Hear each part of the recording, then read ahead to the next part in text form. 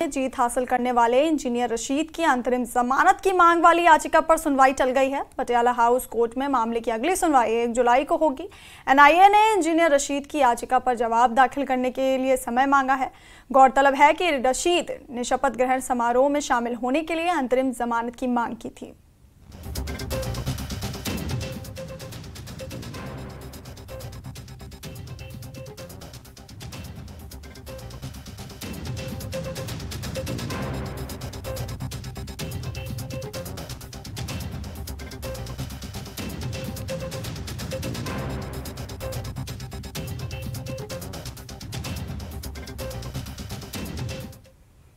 और गैर कानूनी गतिविधियां न्यायाधिकरण ने गृह मंत्रालय की ओर से पारित आदेश की पुष्टि की है। गौरतलब है कि मुस्लिम लीग जम्मू कश्मीर, मुसर्रत आलम और तहरीक हुर्रियत जम्मू कश्मीर को यूपीए के तहत गृह मंत्रालय ने गैर कानूनी घोषित किया था। इन संगठनों पर अगले 5 साल तक प्रतिबंध जारी रहेगा। गृह मंत्रालय की ओर से 27 दिसंबर 2003 और 31 दिसंबर 2023 को यह आदेश जारी किया गया था।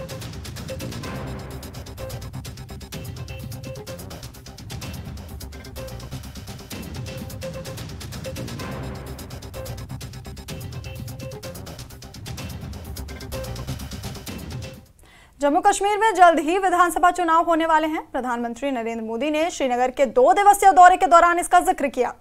उनके इस बयान का जम्मू कश्मीर के राजनीतिक नेताओं ने स्वागत किया है। राजनीतिक कार्यकर्ता शेख अब्दुल रशीद ने प्रधानमंत्री की घोषणा का स्वागत किया। उन्होंने कहा कि जम्मू कश्मीर के लोग पिछले कई सालों से विधानसभा चुनाव का इंतजार कर रहे थे। इसके साथ ही रशीद ने जम्मू कश्मीर में राज्य का दर्जा जल्द बहाल करने की भी मांग की है।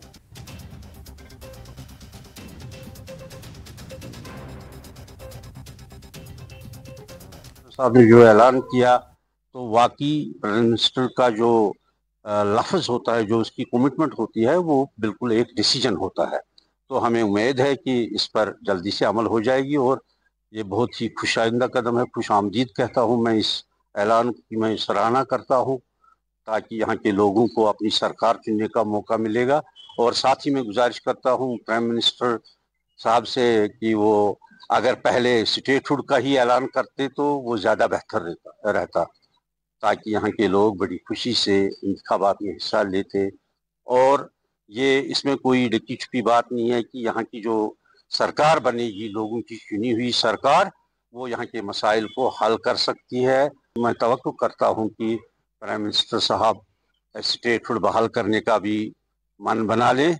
और इलेक्शन का तो उन्होंने ऐलान ही किया, तो हम इसकी बड़ी हम इसका वेलकम करते हैं, खुशामदीद करते हैं।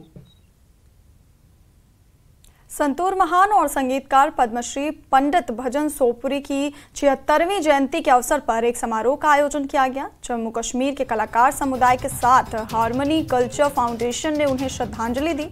ट्रिब्यूट कॉन्सर्ट की शुरुआत मंजूरल हक के रहस्यमय संतूर प्रदर्शन से हुई। दूरदर्शन के पूर्व एडीजी और जम्मू कश्मीर अकादमी के पूर्व सांस्कृतिक सचिव रफीक मसूदी, लेखक, कवि और प्रसारक all India radio Srinagar Zafar Manhas, सांस्कृतिक अकादमी जम्मू और कश्मीर के पूर्व सचिव और कलाकार सहित उल्लेखनीय हस्तियों ने अपनी अंतर्दृष्टि साझा की।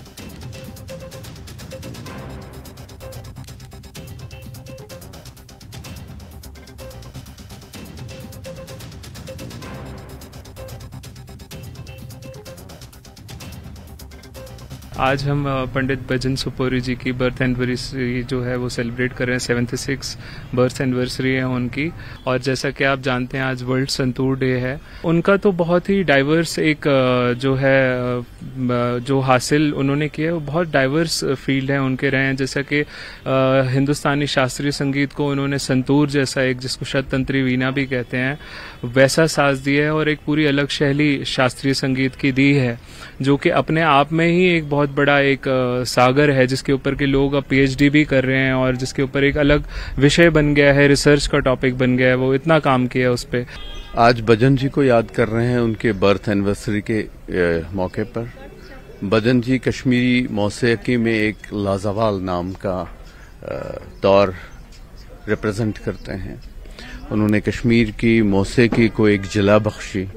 उन्होंने कश्मीर की मौसीकी की रूह को हिंदुस्तानी मौसीकी तक पहुंचा दिया। पूरे नेशनल कैनवस तक, इंटरनेशनल कैनवस तक पहुंचा दिया। कश्मीर की जो सूफी म्यूजिकल परंपरा है उसमें उन्होंने कई सारे इनोवेशंस किए।